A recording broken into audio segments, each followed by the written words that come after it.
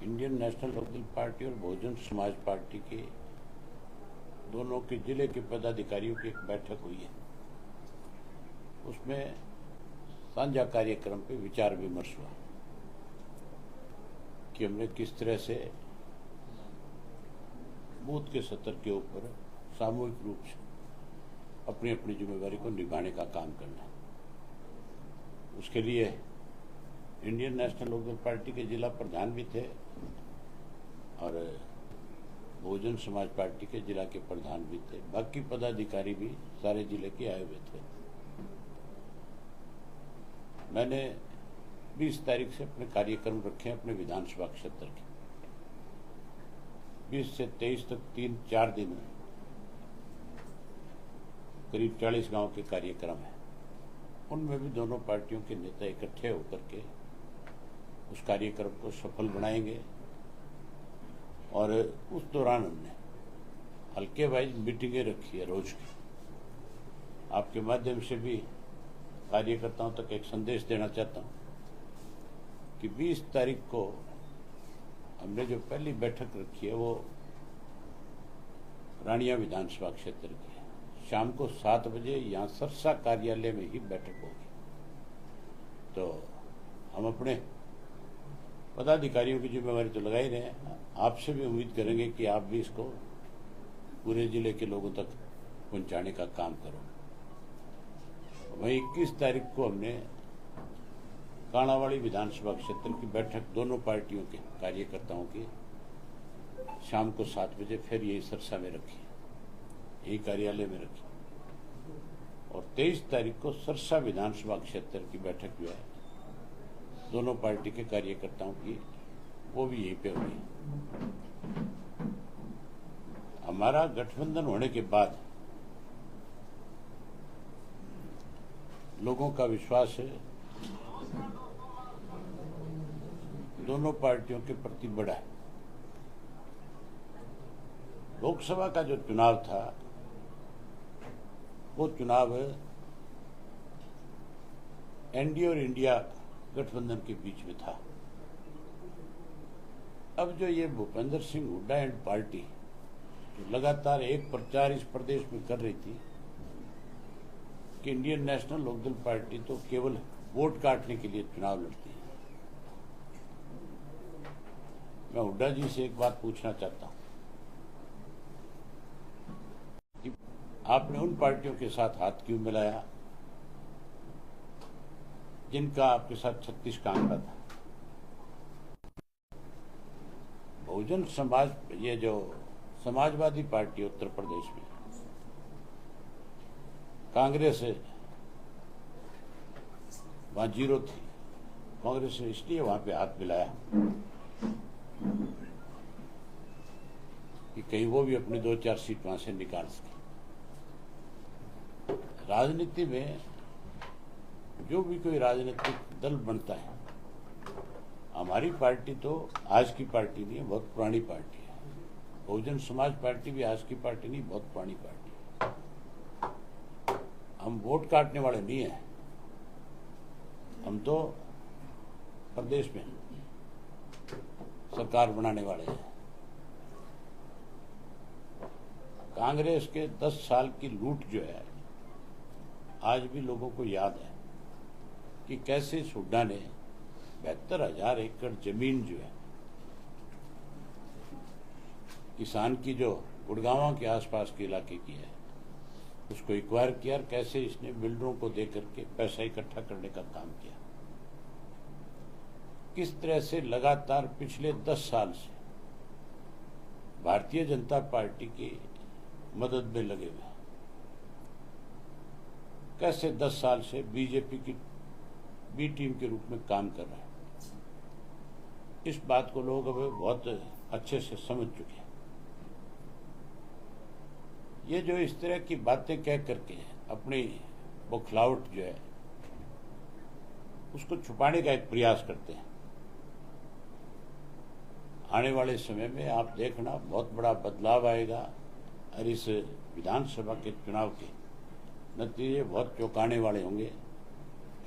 मुझे दोनों पार्टी के कार्यकर्ताओं पे बहुत बड़ा भरोसा है मुझे प्रदेश की जनता पे एक विश्वास है।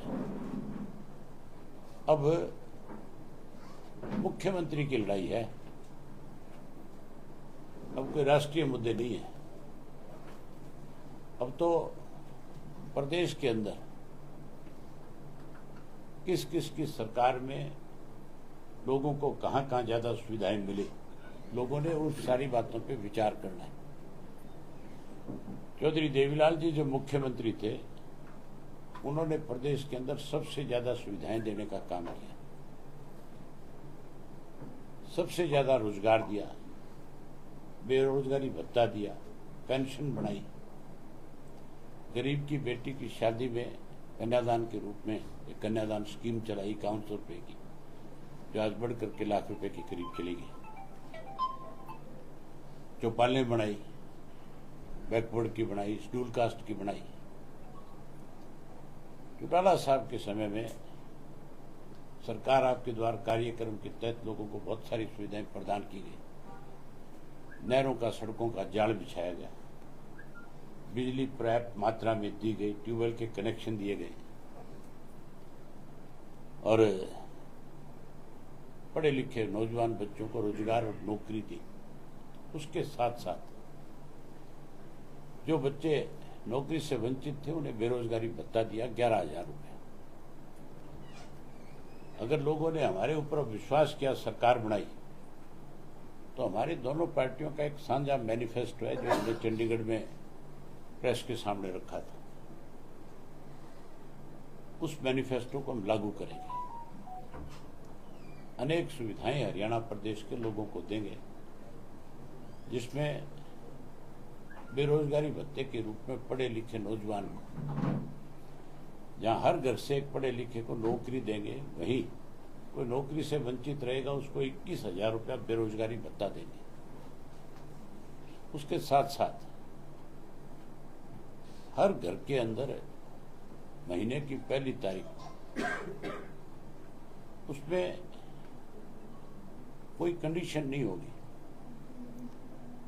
हर घर में एक गैस का सिलेंडर सरकार की तरफ से मुफ्त जाएगा और 1,100 रुपये महीने का हर गृहिणी के खाते में उसकी रसोई अच्छी तरह से चले उसके भी देंगे।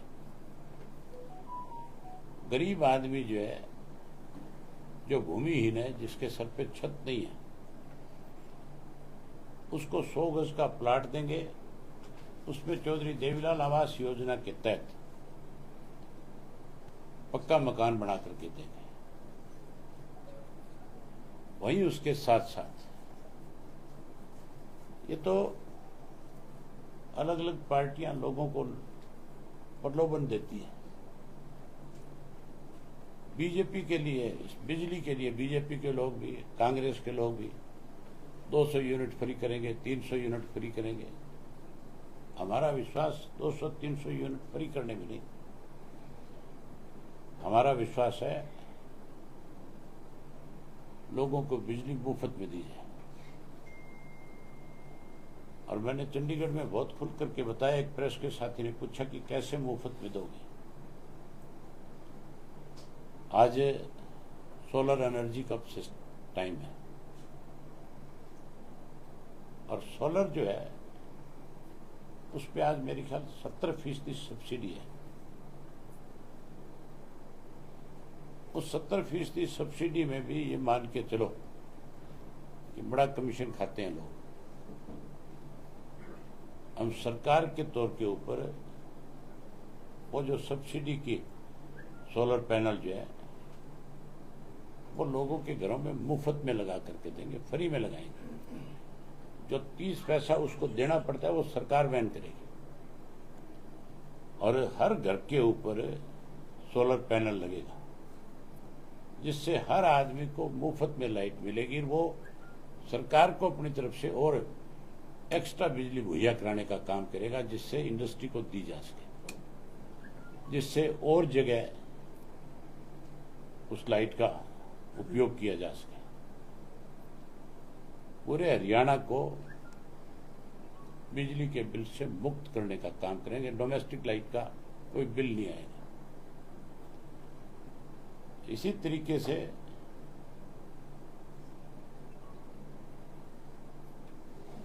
जो शिक्षा है, हमारी 4 प्रायोरिटी है: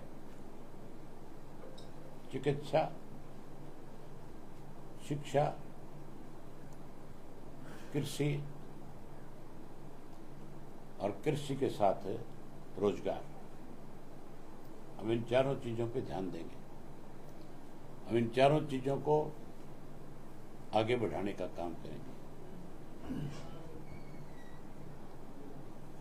जो चिकित्सा है, स्वास्थ्य की बात है, हम हर बुजुर्ग को मुफ्त के अंदर स्वास्थ्य की सेवाएं मुहैया कराएंगे। आज की सरकार की तरह नहीं, हम सरकारी हॉस्पिटल जो है उनका सुधारीकरण करेंगे, उनमें पहले सारी सुविधाएं देंगे,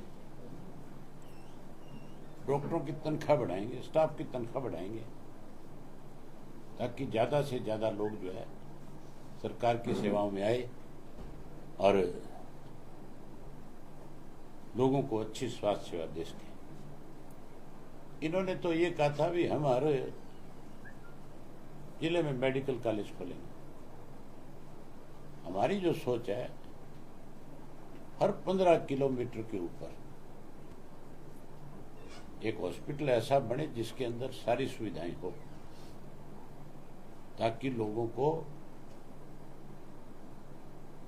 100 किलोमीटर का सफर ना तय करना पड़े।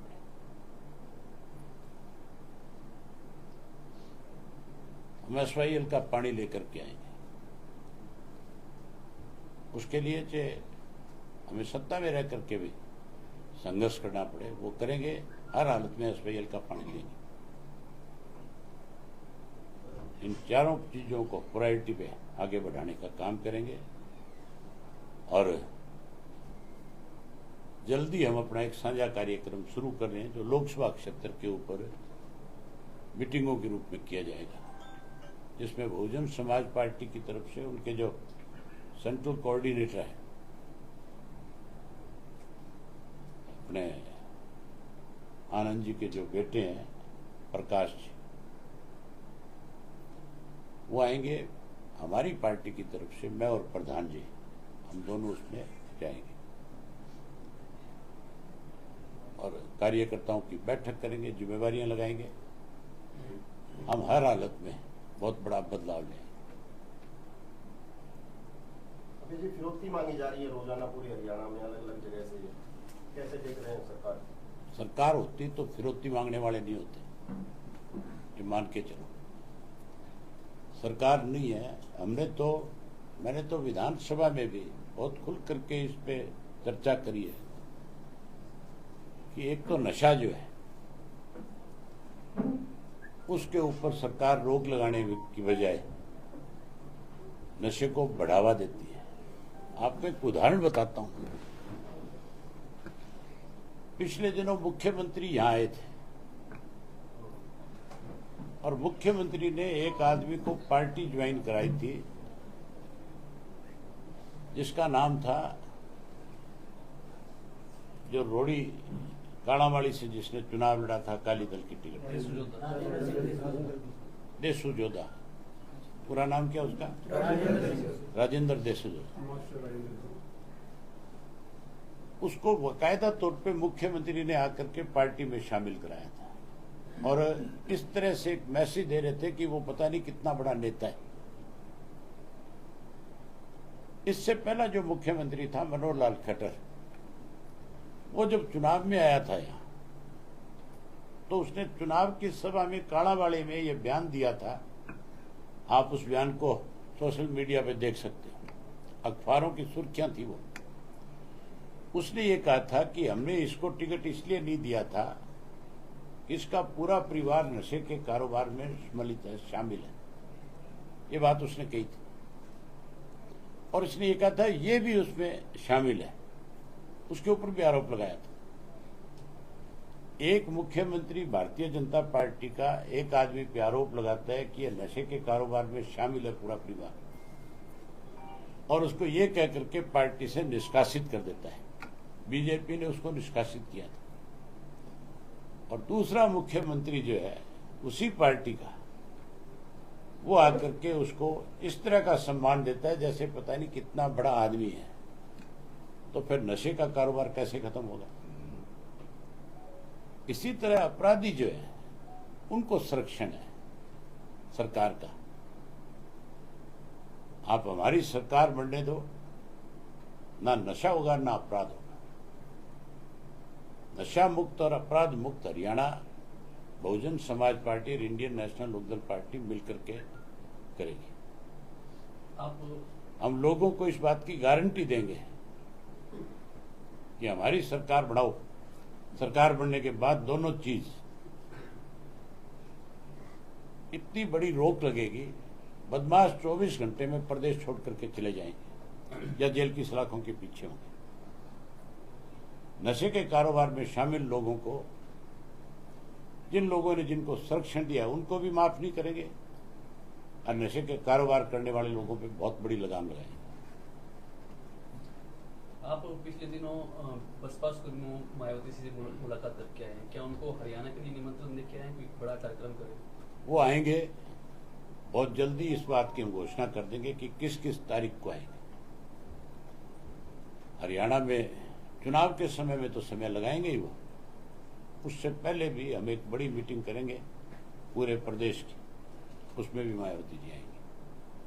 किसान फरवरी से बैठे हैं शंभू बॉर्डर पर, हाईकोर्ट ने भी बोल दिया कि रास्ते खोल दिए गए। सुप्रीम कोर्ट ने भी हाई कोर्ट के आदेश को कहा कि वो ठीक है, आप किसी को दिल्ली जाने से रोक नहीं सकते, आप हाईवे जो बने हैं उसके ऊपर आप बैरिकेड्स नहीं लगा सकते, रुकावट पैदा नहीं कर सकते। और कमाल की बात है, भारतीय जनता पार्टी जो संविधान की बात करती है वो संविधान की धज्जियां उड़ा रही है। आज बॉर्डर खुलने चाहिए थे हर हालत में, आदेश के मुताबिक। बॉर्डर खोलने की बजाय आज भी किसान को परेशान किया जा रहा है, रोका जा रहा है। हमने इसका स्वागत किया था, आज भी स्वागत करते हैं। और किसान अगर दिल्ली अपनी बात कहने के लिए जाएगा, हमारी पार्टी उनके साथ जैसे पहले खड़ी थी, आगे भी उसी तरह से किसान के साथ खड़ी रहेगी। राज्यसभा चुनाव को लेकर कांग्रेस पीछे हटती दिखाई दे रही है। भूपेंद्र सिंह हुड्डा पूर्ण रूप से भाजपा के साथ मिला हुआ है और मैंने कई दिन से बयान देखे इनके। पहले दिन ही हुड्डा ने यह कह दिया था कि हम राज्यसभा का चुनाव नहीं लड़ेंगे, हमारे पास पूरी मात्रा में एमएलए नहीं है। तो फिर गवर्नर के पास किस लिए गया था? अल्पमत की सरकार क्यों बता रहा था भाजपा की? क्यों हरियाणा की विधानसभा में सरकार के खिलाफ अविश्वास प्रस्ताव लिया? इसको ऑक्सीजन देनी थी। अब अल्पमत की बात करता है, इसका मतलब भाजपा की मदद कर रहा है। पहले भी करी है, आगे भी करना चाह रहा है। लोकसभा के चुनाव में भी खुले तौर पे भारतीय जनता पार्टी की 5 सीटें जो आई है, उसके लिए भूपेंद्र सिंह हुड्डा पूर्ण रूप से जिम्मेवार है। कांग्रेस के अगर कमजोर कैंडिडेट ना उतारे जाते, अगर इंडिया गठबंधन में हम साथ होते हैं, 10 की 10 सीट जीतते। सिरसा सीट से उम्मीदवार इनेलो समर्थित होगा या पिछली बार की तरह निर्दलीय? चुनाव की तारीख तय करा, फिर मैं बताऊंगा क्या करना है। आपको भी बना सकता हूं उम्मीदवार। लोकसभा में परिणामों के बाद महेंद्रगढ़ में जो गृह मंत्री ने घोषणाएं की हैं, इसको डैमेज कंट्रोल माना जाए या चुनावी रेवड़ियां? ये केवल जो है किस तरह से भारतीय जनता पार्टी को दोबारा से उभारा जाए, ये जाति पात का एक जहर फैलाने आए थे गृह मंत्री। आपने उनके भाषण नहीं सुने होंगे, आपने जो उन्होंने अखबार में आज आया हुआ है, सीधे तौर के ऊपर अगड़े और पिछड़े को लड़ाने का एक प्रयास है। हमारे प्रदेश में 36 जात के लोग जो है, बहुत बड़ा भाईचारा है। ये उस भाईचारे को खत्म करना चाहते हैं। आपने देखा नहीं कितना बड़ा जहर उगल करके गया है, कह के गया कि मुसलमान को हम किसी कीमत में आरक्षण में शामिल नहीं करेंगे। हमारा राज बनने के बाद मुस्लिम को आरक्षण मिलेगा। हम प्रदेश में किसी के साथ कोई भेदभाव नहीं करेंगे। हम आरक्षण के पक्षधर हैं, गरीब आदमी के, और मुस्लिम गरीब है। मेवात को पिछड़ा कहते हो, मुसलमान को पिछड़ा कहते हो, फिर आरक्षण क्यों नहीं है उसके लिए? ये केवल जात पात का जहर घोल करके हरियाणा प्रदेश के भाईचारे को खत्म करना चाहते हैं। ये चौधरी देवीलाल का लगाया हुआ पौधा है प्रदेश। भाईचारा कोई नहीं तोड़ सकता।